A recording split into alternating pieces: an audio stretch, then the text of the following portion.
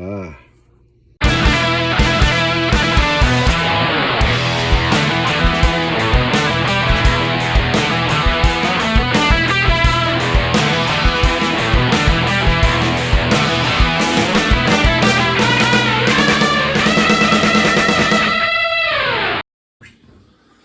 Hey everybody, we want to talk about one of our favorite Kiss records. It's Kiss Asylum.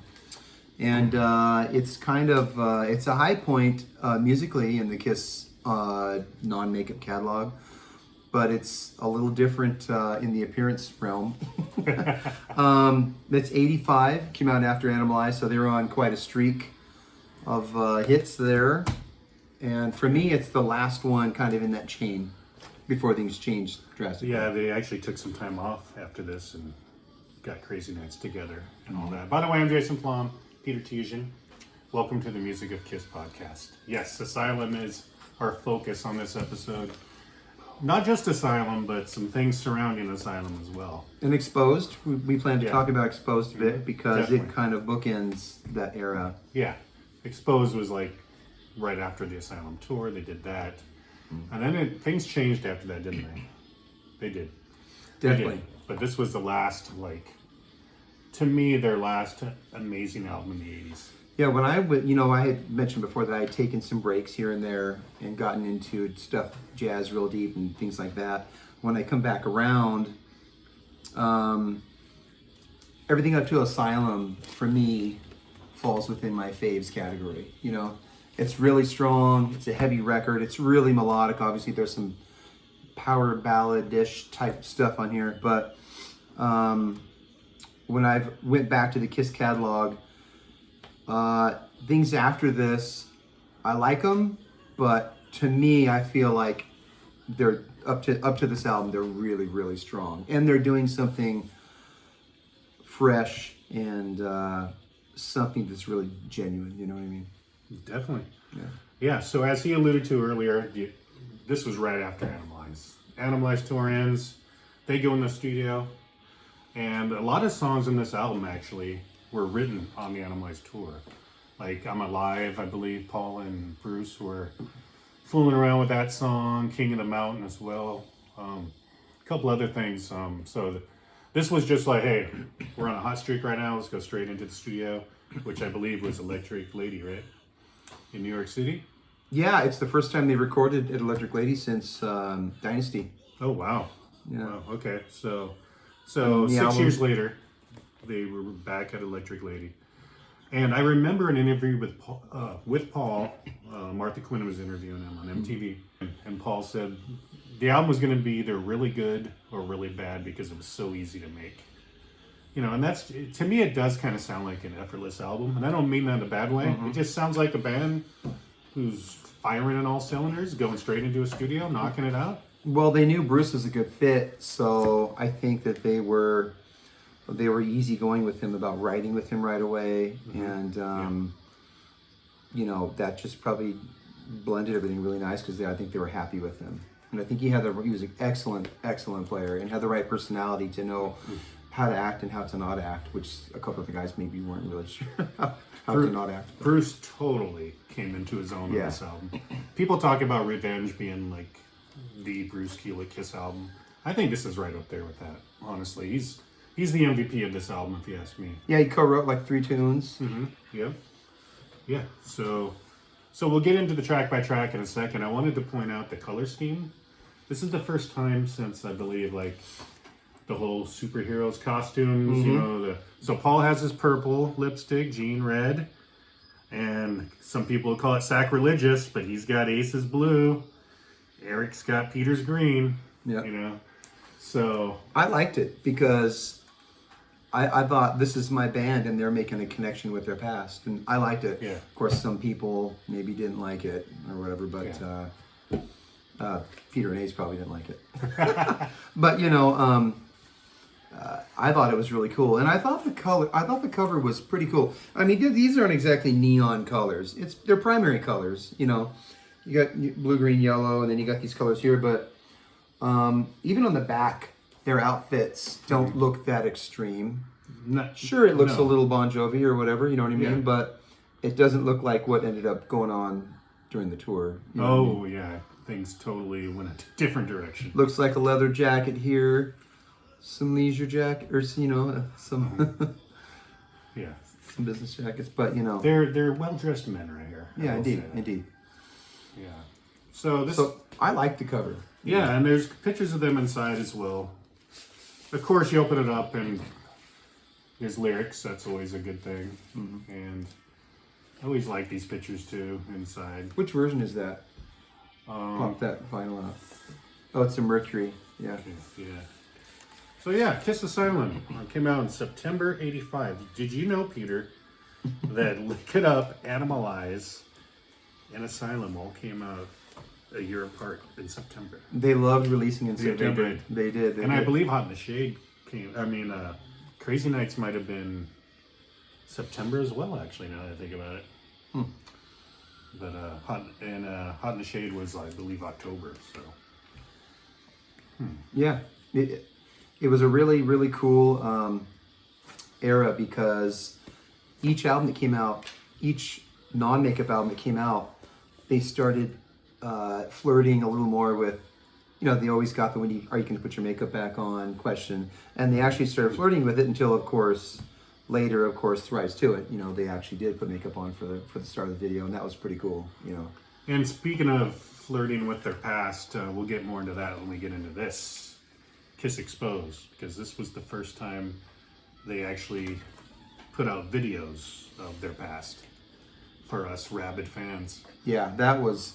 I mean, the Animalize thing was really cool to see in your living room, that concert. But this was just insane to see some of that Yes. footage. Because at the time, I had been a fan for 2.5, 3 years maybe, but I hadn't really seen the old footage like in motion. I mean, I had just seen pictures in magazines, Yeah. So for me, it was like, I couldn't believe it. It was amazing. Yeah, and a lot of the footage on here, it's totally common now. Like Houston 77, Rio 83. It's the first stuff they ever released on the San Francisco 75, Detroit 76, Australia 1980. Mm-hmm. This is all common stuff now. But back then, when this came out in 87, it was like, whoa.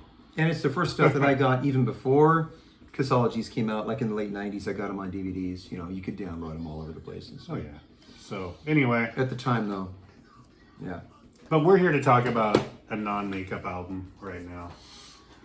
Their third non-makeup album, Asylum, released in September '85. And how's that album start out, Peter? It starts out with a cool little drum ditty. Yeah, they give Eric a little drum solo in the beginning. I've heard that he was just improvising around. He was just warming up, but I think that probably happened. And then they said, "Hey, let's make a drum intro," because it sounds pretty refined, It's a good drum sound. But it's a really good drum sound. It's the thickest, warmest drum sound since Creatures, probably. But it's not like Creatures because it's just a different drum sound. But it's big and it's really warm sounding. Yeah, I hesitate to say it, but it's a bit more of an 80s drum sound on this album. Yeah. Not in a bad way, because there are some bad 80s sounding drums. But it is pretty natural drums. It's just it just sounds like it's either in a big bright room or there's big bright verbs on it. But the drums sound pretty natural on this album, Even Schwarzenberg's little drum fills. Yeah, he's on it again, huh? Yeah, Alan Schwarzenberg, by the way, he did drum fills on Animalize and also on Gene's solo album and Peter's solo album. He was just the drummer on those albums. But he's back. He's back doing drum fills on He this. maybe is their most used sideman. Yeah, that nobody knows about. Yeah, totally. I mean, technically, Anton did 2 full albums, basically, so he might be. Yeah, Bob Kulick, but too. stretching over a period of time, I mean, this is 85, and, Oh, yeah. he started on Gene's solo album. Yeah, he was on The Elder, too. So, yeah, Schwarzenberg. Schwarzenberg deserves to be up there. Like, when you talk about, you can't mention Bob Kulick without mentioning, what about, Dick Wagner, or Schwarzenberg, or Fig, or Kevin Valentine. There's a name we haven't said yet. Yeah. Okay, so yeah, it's important to mention the side Kiss men. So first, I guess we usually do this first. I just have a few things to show for Okay. Asylum. You know, for Animalize, Asylum, and stuff like that.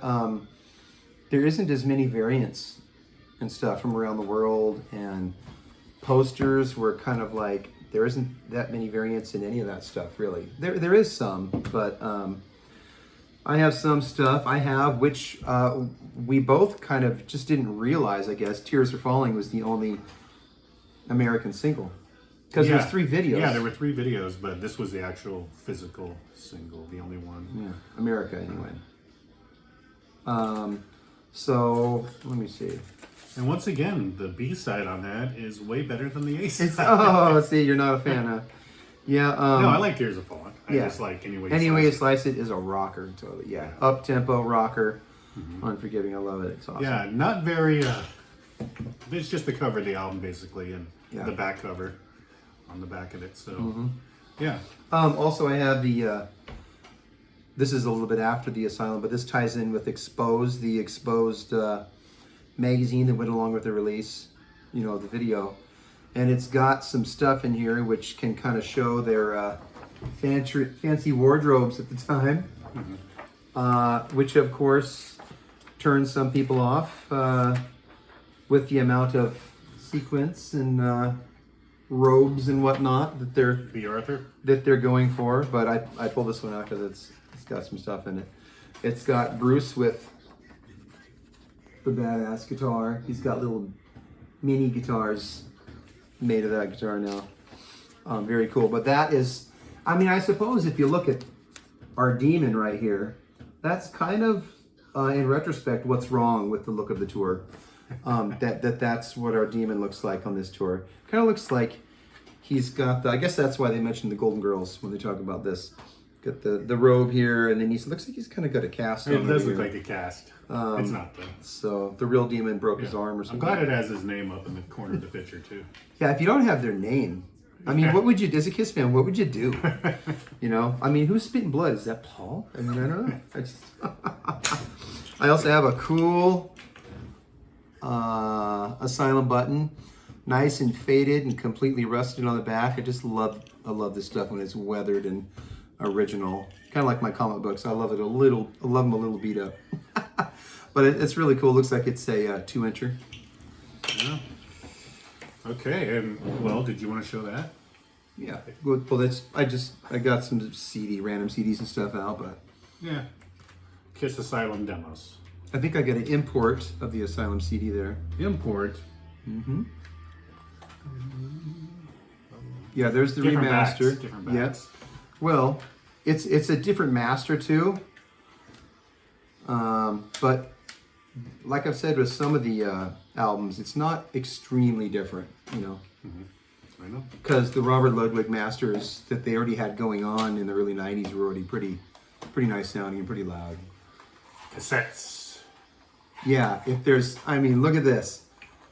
This case and it's a little bit of a variant there. Where's the one with the square holes around the nope, it's that one right there. That is how I remember Asylum, you know. That is it. Like the first press cassettes were that. I loved it. And with the tan case, that's always going to be Asylum to me. Oh, yeah. Because I got it on Case. cassette first, yeah. Tan case. Yeah. Right on. Sides are exactly the same. Yeah. That's cool. Right on. So yeah, King of the Mountain rocks. It really does rock. It's totally up tempo. Paul's voice is just amazing, you know. And here he is with his self-belief kind of. It is. Anybody lyrics. can be number one. Yeah, exactly. But the guitar, it's really heavy. It's really rocking, and it's kind of removed from. You can tell maybe even during the album, as they were getting into the tour, they probably just talked. What are we going to go for our look? I suppose. You know, I think everybody knows a little bit of a misstep, but the album rocks. This album rocks. I mean, I hear people bash it. And I almost already know they're gonna bash it because I know how, you know, looks.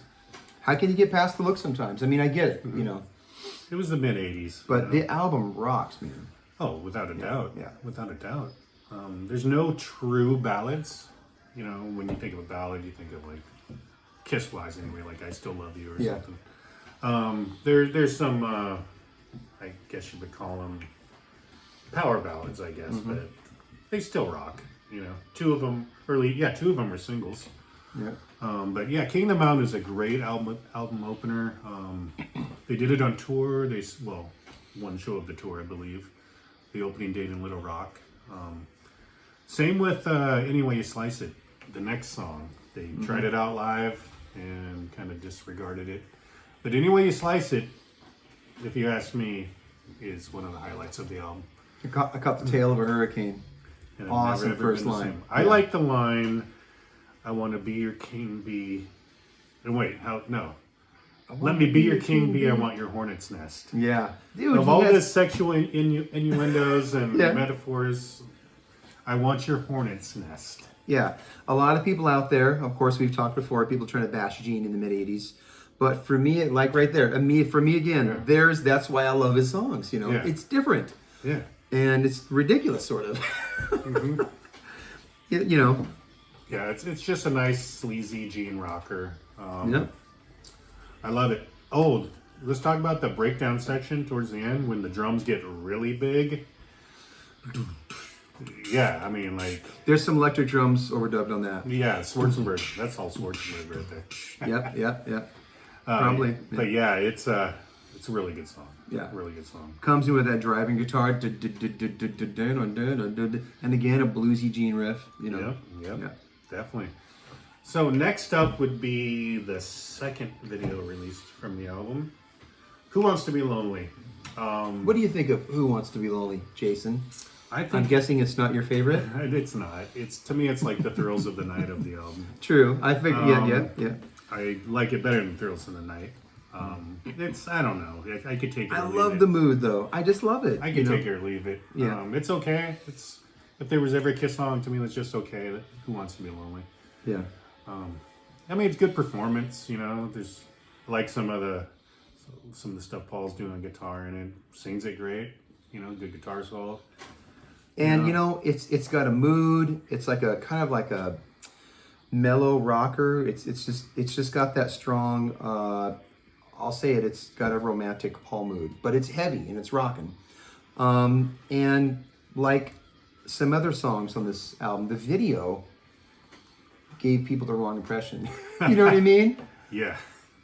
So that was the fluorescent robe, right? And the glove when he goes like he's going like. I get it though. I mean, the thing had always been girls, and there's nothing wrong with girls, but you know, it got into you know what was out at this time. Look Where the Cat Dragged In maybe was out, or not quite yet, or just coming out maybe during the tour. I don't know. Theater of Pain had just come out. Yeah, this was in September '85. So this came out after Theater of Pain. I believe so, around the same time. Yeah. So the videos, at the time, when I watched Exposed, they were fun. They were fun to watch. Oh yeah. You know, I don't want to be too harsh, but they're a little hard to watch now. You know, elements of them are a little hard to watch. I thought Tears Have Fallen was pretty tasteful. I mean, you know, I like that video, but Who Wants to Be Lonely and All Night. I love saying that little. We'll get to that in a second. Yeah. Those ones are a little cringeworthy Yeah. when you watch them now. But it's the 80s, it's Kiss, you know. Yeah. As an album, that's what I always have to tell people. As an album, though. Yeah, the album itself. I'll be talking with them. Well, you haven't really listened to it? Oh, man, don't pay attention to, like, the videos or the colors or whatever. Just listen to it, man. That album rocks. Definitely. Yeah. Definitely. So, yeah, Who Wants to Be Lonely? I'm kind of on the fence about it. It's okay. I'm not here bashing it. Not at all. Okay, so next up would be Trial by Fire. And this is kind of Gene's version of a You Can Do It, Kid kind of song. Yeah, you can do it, kid. You can do it. Yeah. Written by Gene and Bruce. Yeah, it's good. To me, it's a little more commercial than most Gene songs. You know, it's not about sex. It's good. It's catchy. You know, when I used to get albums and you listen to them for the first time, you'd kind of like think this could be a single. You know, I could hear this on the radio. And that one I remember thinking that about, although it's kind of maybe silly in hindsight. they're not going to release that as a single. But Yeah. yeah, it's good. It's a good song. Not my favorite Gene song from the '80s, but you know, still good. Yeah. You know, if that's a throwaway Gene song, then there's nothing wrong with that. you Yeah. know? Anyway, so the next song, I think it's kind of like the Under the Gun of the album, wouldn't you say? It kind of reminds me of Give Me More as well. Kind of a frantic. Kiss usually had one song per album in the 80s that was way heavier than anything you would expect Kiss to do. Yeah. And I'm Alive, and probably the next song would be the two songs from this album. Yeah, I'm Alive, very heavy, frantic song. Some silly lyrics from Paul. I love it. I think this is the last album in that chain where Paul's just really rocking, you know. Mm-hmm. Yeah. Yeah, definitely. You could tell he's got a couple songs where he's deliberately thinking these could really be the singles. You know, he's got to have something to show the record company that's putting all this money into putting ads in all the magazines. And I mean, we get it, but he still had a few songs that were just rocking. You know, like the way he like Exciter or, you know. Yeah, and it was Paul wrote it with Bruce and Desmond Child. And if you think about it, not your typical Desmond Child type song. Yeah. Yeah. Yeah. So anyway, so then side two, you flip it over. Mm-hmm. Side two begins. Wow, Love's a Deadly Weapon. Wait. Just like, so you just kind of, you flip it over like that? Yeah, exactly. Oh, okay. Unless you're playing it on CD, then it just continues to play. Love's a Deadly Weapon is that in any way you slice it. Here we are 6 songs in, and my 2 favorite songs are Gene songs. Yeah. Yeah, Love's a Deadly Weapon's incredible. It has its origins actually being a plasmatic song. So, Gene produced Wendell Williams' Wow album, right? And he was going to produce the next album. He went into pre-production with her. Didn't end up doing the album, but he heard the demo of this song called Party, which was basically Love's a Deadly Weapon with different lyrics. Gene took that song, with their permission, of course, and kind of changed it around a bit and Borrowed lyrically the song idea that goes way back to what, Elder, doesn't it? Deadly Weapons? I think even before, before the Elder, they were kind of working on a more rock album. It's from that, Deadly Weapons. Yeah. But he put together the song, constructed it, and I love it. The guitar solo is insane towards the end. It's fast, it's heavy, it's Gene, it's pure Gene. Yep. It was definitely, when I put this one on, I'm waiting for it to get to that tune. When I was a kid, I was waiting for it to... it was my favorite song on this album for the longest time. Yeah. Probably my favorite song from the whole 80s period for a long time. I still love it. That and Any Way You Slice It are my favorites from this album. Great tune. The albums, I have all these different Kiss comps I made. You know what I mean? Like one with really cheesy Paul songs and one with the really heavy Gene songs. You know what I mean? Like the stuff from Creatures through like, Hot in the Shade or whatever. Through that era there, I'll put like all the fast Gene songs and stuff. You know what I mean? Yeah. So that one always goes on that comp. All those comps for me. Right on. Yeah. And Tears Are Falling, Jason. Tears Are Falling I can guess what you think about it. No, I like Tears Are Oh, Falling. yeah. I like the atmosphere it creates. Yeah.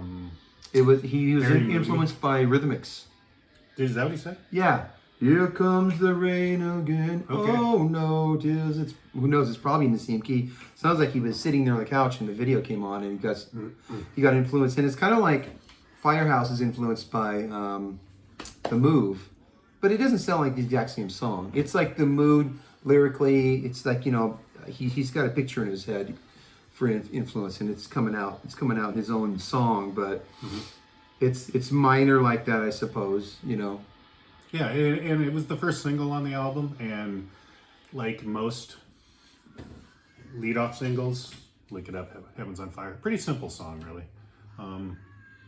The solo is kind of intricate, and Bruce is probably best solo, I think, in Kiss. It's amazing. But yeah, it's a nice moody track.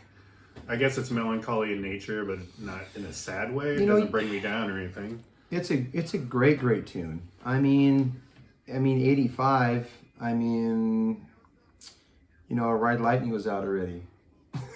Yep, true. I mean, they're doing what they're doing. It's interesting, you know, if they had really stayed with what they were doing on Creatures and kept going, you know, I just wonder what would have happened, you know, but they know what they were doing, though. They knew what they were doing, the type of record deal they had, the money that they were working with.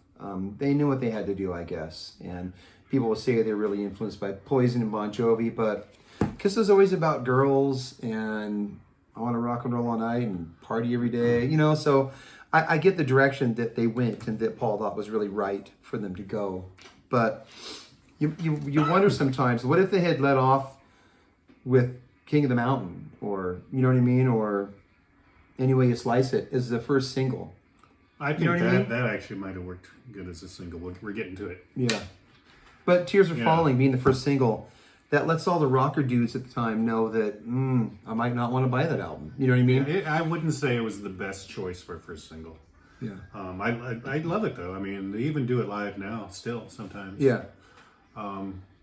You know, I thought the video was pretty iconic for them in the '80s, and it was huge on MTV. This is when this album really made them, like, they finally broke through to MTV.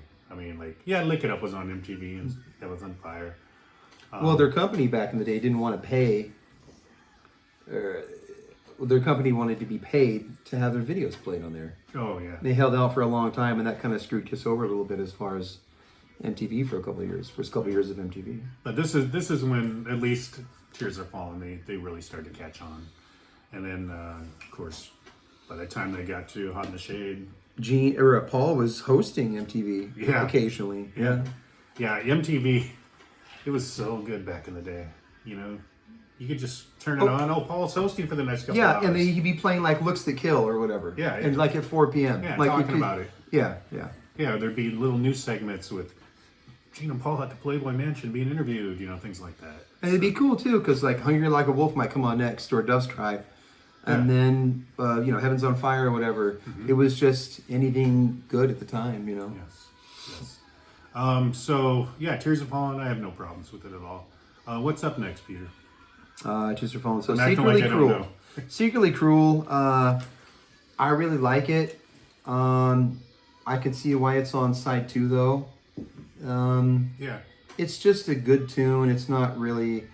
I have to admit, even though I'm a big Gene fan, it's not extremely special. Yeah, I mean, Peter and I, we don't just wear rose-colored glasses, you know, when we talk about this stuff. Yeah. And you know, we are the first to praise Gene songs. But this one, it's just okay. Yeah. You know what I mean? It's. When I listen to the album, it's a nice song in the album, but it's not going to make your best of Gene from the '80s. I probably never put it on a comp. Okay. I mean, it's a good album, deep album track, you know, but you know. Yeah, it is what it is at this point. Yeah. Secretly Cruel, and I believe he wrote it by himself. It's what in the '80s there weren't many, you know, solo writing credits. Usually they had a lot of songwriting partners. Well, this is where we're really starting to lose the demon a little bit more. She's secretly cruel. I mean, I know. He's showing he has a heart. It's kind of wrong. I guess there was a teardrop a few years before, but you know what I mean. Yeah. Well, it's kind of funny because apparently it animalizes when Gene was going Hollywood, and you know, apparently his songs from that album weren't supposed to be very good. We love them. Yeah. On this one, he has a few that aren't up to Gene standards. This being one of them. But yeah, I mean, it's still good. There's not a bad track on this album. Yeah. But there's not everything is on the same level. They recorded it quick. I mean, I guess they recorded for 8 weeks. And I guess they'd been in the studio for a bit longer for the previous albums right before that. Yeah, plus Gene was too busy giving his best songs to Keel on Black and Blue at this time. But it's good. It's good. Well, he always brought in a ton of songs. And Paul Stanley, I think from what I can feel, Paul Stanley always thought it was a pile of crap.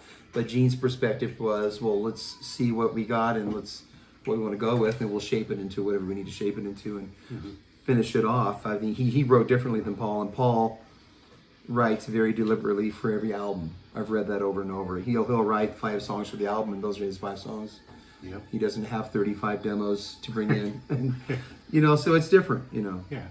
There's just two different kinds of people doing things a different way. So after that, Radar for Love. Okay, so this was written by Paul and Robert Plant and Jimmy Page. Yeah, they just don't get credit. Yeah. But they said, whatever, we're rich, we don't need credit, right? So I love it. yeah, no, please understand that in the mid 80s, like ripping off Zeppelin was kind of like the thing to do. Heck yeah, Kingdom Come. Kingdom Clone. Yep. And David cover version and Whitesnake did Still of the Night. David cover version? Yeah, so- I say I've never heard that. I probably... Still of the Night is my favorite Zeppelin ripoff song. That song's incredible. That's one of the best songs from the 80s. I mean, at the club where I do sound down here, I book and do club at a sound here in Tacoma, and I probably play in the Still of the Night just about every weekend. Yeah. And it doesn't matter what the show is, too. It could be bluegrass. And before the show, at least, I'll be playing in the Still of the Night. Oh, yeah, right on. Oh, yeah. So, with that said, Radar for Love came out before Still of the Night and Kingdom Clone. Yeah, Paul has never been shy about his love for Led Zeppelin. Yeah. I think he calls their debut album his favorite album of all time. But yeah, it's very, very Black Dog-ish. But it's great. It's a great song. There's a great riff, great singing by Paul. I think it's powerful. I think it's got a nice, different rhythmic thing happening. You know. Yeah. I'm just going to check the Paul and Desmond Child. Okay. So we were kidding. There's no Plant and Page co-write. But yeah. It's always been a favorite on this album, though. Oh, you know, without a what doubt. a heavy rocker, you know. I believe it For Paul. made at least I think both of our top 20 non-makeup songs. Yep. It's my favorite Paul song on the album. I wish it wasn't buried so far in the back of the album, but that's fine. Because there's going to be up further. Radar for Love. Great song. And he cusses in the song. He curses. Yeah, he does. F yeah. Cover your kids' ears when you're playing it. Speaking of cussing, the next song, oh my God. What they got away with in this song. Yeah, I don't know if they could do that now. Okay, so closing out the album is a song called... Go ahead. You can say it. No, I don't want to... No, you can say it. It's called All Night. Yeah. Okay. I wouldn't have said it like that. I just... Now, it's a good song. It is a good song. I like it. It's one of those songs... It's very anthemy. It's very majory. Sing-along. Huge chorus. Yeah. When you work all day, you gotta all night. Was it not a 12-inch single? Was it? No. Nope. They did do a video for it.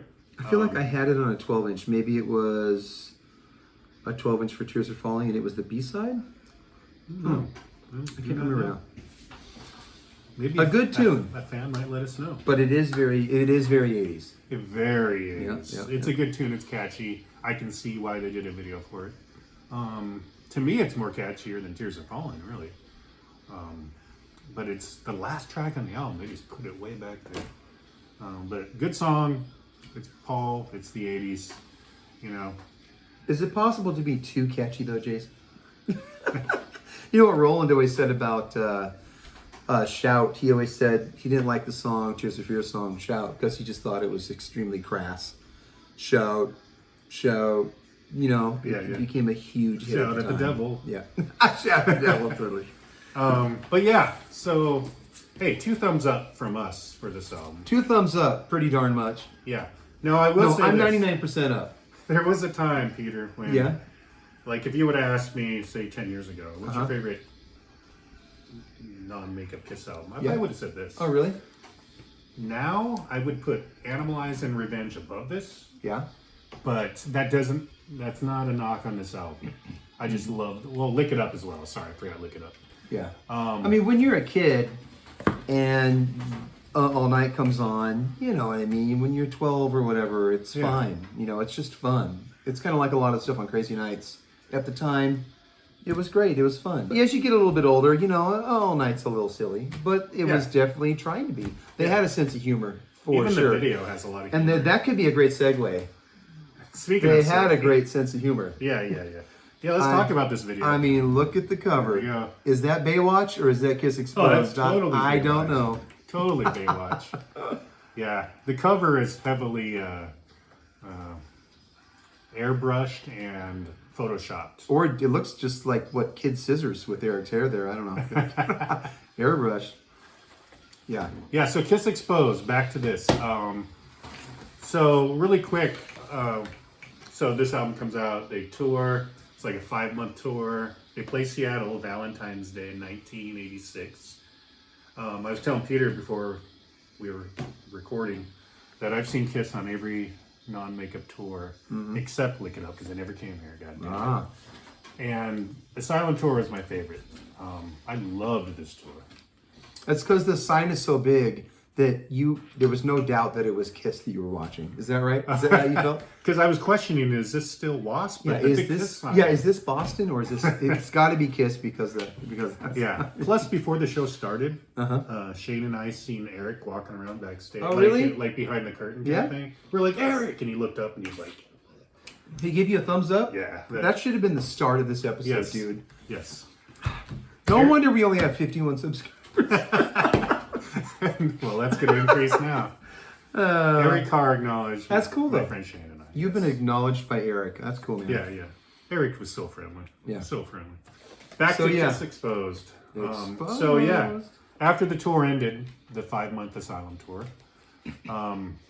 they were taking time off to write the next album. Well, they wanted Nevison, but he was busy doing Ultimate Sin.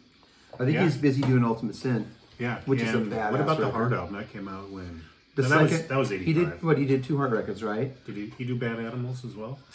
He did Heart, Yeah. and Bad Animals, and that was, right? Okay. Is that 85 or 80?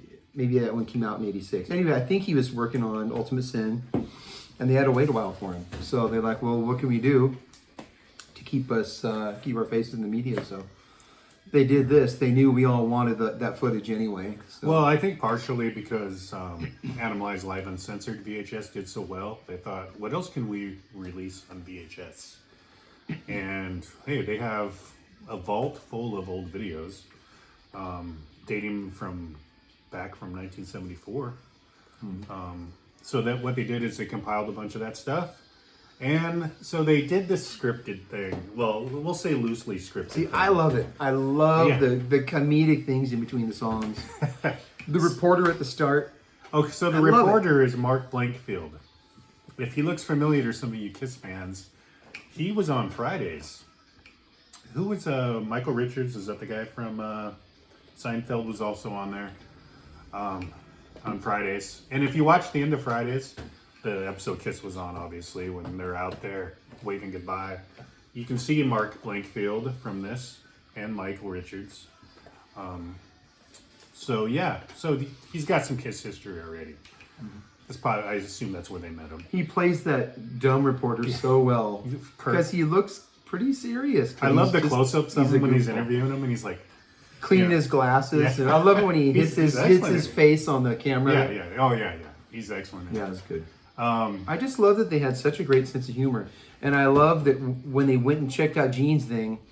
So what was it, 87? So I'm probably like 13 at this point. They go down in Gene's lair, or I guess that's up, whatever, but it turns into a downstairs lair all of a sudden. Yeah. Recorded in some studio somewhere. Yeah. I thought that was amazing and ridiculous.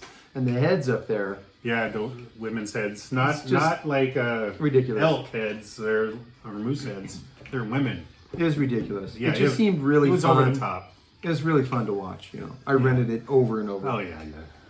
Yeah, so this came out actually in May 87, and it was a great holdover until the next record, which wouldn't come out till the fall 87, which is Crazy Nights. We'll get to that at some point. But yeah, so it's loosely scripted. It takes place, it's supposed to be Paul's mansion. I can't remember where it is. I read before. Where is it? I think it's Beverly Hills. I mean, whose house was it? I can't remember. Oh, that I don't know. I looked it up. It was not Paul's mansion. It was some place they rented to do this. Yeah. But so I loved it. That unmasked poster, when you see that unmasked poster in there, and I just loved it. I love the way the whole, the doorbell. Oh yeah, please. 5 steps to Paul Stanley's front door. Yeah. Yeah, so the thing is, so the reporter shows up, they're going to do this documentary thing. And Paul answers the door, and Paul's like, "You're supposed to be here at 12 midnight." He's like, "No, 12 noon." Yeah. And so, long story short, they end up coming in, and all kinds of stuff's going on in this house. Bruce has his one line of the whole thing, running down the stairs after some girl. He says, "Paul, edit her out, edit her out." Yeah, and any Kiss podcast where they say something incorrect, of course they're gonna say, edit that out. Yeah. Edit her out. Eric's in it briefly as well. But Gina Paul are all over it. Sometimes they're doing these silly skits like the Paul Stanley workout. Yeah. The caroling bit. Yeah. And sometimes it's totally serious and they're talking about the past and things. At one point, they're giving a tour of the Kiss Vault. That was really cool.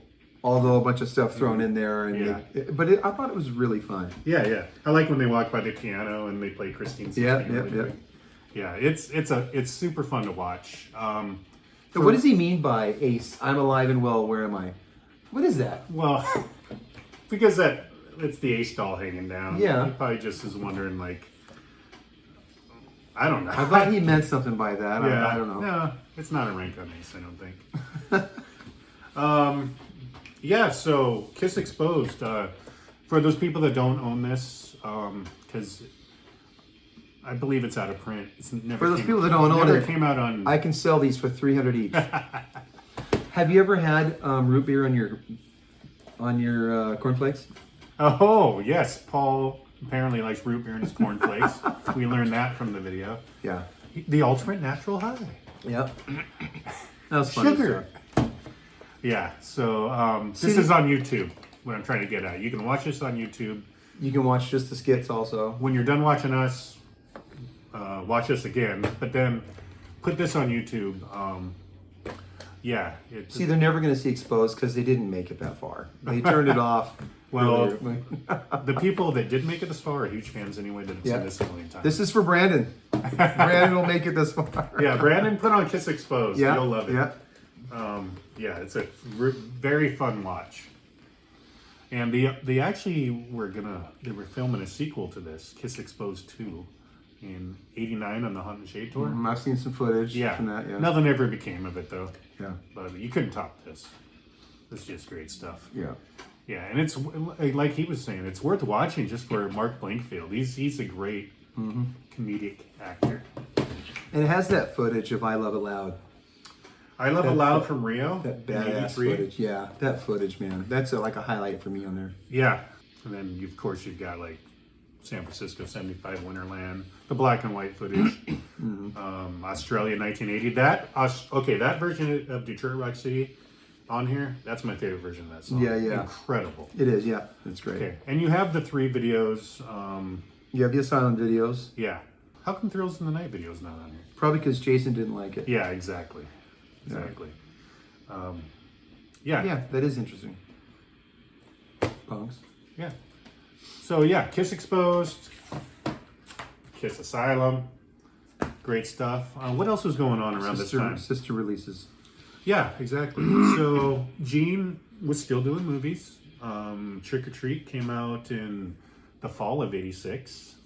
I just watched Trick or Treat. It was so good. I love that movie. I watched it last week. Okay, Gene isn't in it very much. He plays a DJ called Nuke. But yeah, he's in the movie. So Ozzy's in it too. Yeah.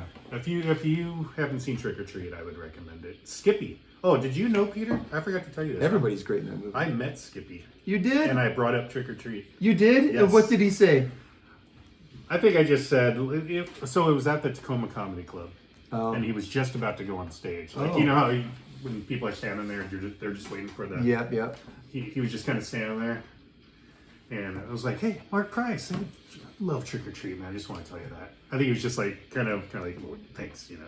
Oh, really? Yeah. Yeah, but I felt so good to convey my love for Trick or Treat. Because most people are probably like, Family Ties, Skippy. You know, I'm like, Weinbauer. Was that his name? Weinbauer. Yeah, Weinbauer. You're into some weird fucking shit, man. Yeah. Yeah, so Gene was in Trick or Treat around this time. Gene was just all over the place at the time. Never Too Young to Die. He did right after this tour. Yeah, that was 87, right? Yeah. No, 80. Oh man, it's 86, I think. Yeah. Yeah. Never Too Young to Die was horrible. That's a horrible movie. Yeah. Oh god, that's horrible. And Wanted Dead or Alive came out in 87. So that's a good movie. Rutger Hauer. Yeah, it's pretty good. Yeah, that's definitely been a while for me, but yeah. more of a serious movie than say Never Too Young to Die. But yeah, so good stuff. Kiss was in the media all the time back then. You know, not just MTV, but Entertainment Tonight. You know, And it was fun seeing them on Oprah or whatever. Yeah. And seeing them on, yeah, it was cool. Yeah, I watched Gene the other day on Dr. Ruth. Have you seen that? Oh yeah. Yeah, it's definitely Dr. worth Ruth. checking out. Yeah. Thank God YouTube is here because you can just You can still see the stuff. I used to get the TV guide every week. My family did, and I would look through it, Oh, the yeah. talk shows to see if Gene Yeah. and Paul were going to be on anything, definitely. or to see if Phantom of the Park was going to be on like late night, you know, like midnight on Channel 13 or 11 or something like that. Yeah, and finally it was one night on. Remember KTZZ? Mm-hmm. I think it was on that. Yeah. Yeah. So yeah, Kiss Asylum. We love it. Is it my favorite Kiss album? No, not at all. But it doesn't mean it's not great. And look past the whole glitz and everything of the tour and the videos, because this is a good, solid, heavy rock album. Because it may be the end of that streak, but that's a really strong streak from Creatures all the way to Asylum. Yeah, you know? definitely, without a doubt. Yeah. Okay, so thanks for what if you made it this far. Not just you, Brandon, but Yeah. anybody else watching still. We have to give our personal friends shout outs in every video now. Yeah. Yeah. All right, so Jason, what album you want to review next? Let's see. I don't know. Maybe this. How about this? Yes, this is next. Okay, we'll see you next time. Yes, Killers.